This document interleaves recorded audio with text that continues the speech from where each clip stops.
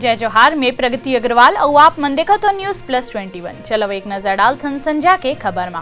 Bahujan Samaj party जारी करी 9 उम्मीदवार के नवा लिस्ट। अमन मणि त्रिपाठी ला नौतनवा सीट ले 20 टिकट। झारखंड विधानसभा के बजट सत्र 25 फरवरी ले हो ही शुरू। कैबिनेट बैठक में मिली मंजूरी। इमरान फिर छेड़ीश कश्मीर राग कहिस भारत के संग चाहते संबंध सामान्य करना, मगर कश्मीर बड़े मसला।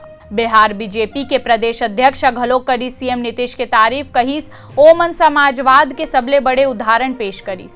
मोर समर्थन में एक मौन लहर है, लड़ाई कभी सीट के विकल्प बर नहीं रहीस, बोलिस उत्पल परिकर।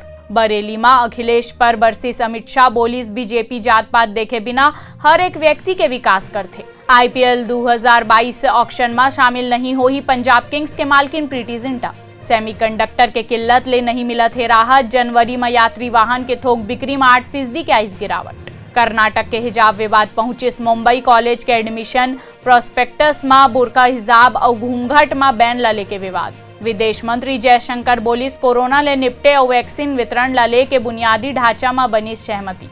इसने ही तमाम जानकारी बर हमारे चैनल लाइक और सब्सक्राइब करना जन भूलू और नोटिफिकेशन बर बेल आइकन घलो दबाहू। देखत रहो न्यूज प्लस 21 आप मन के हक के बात।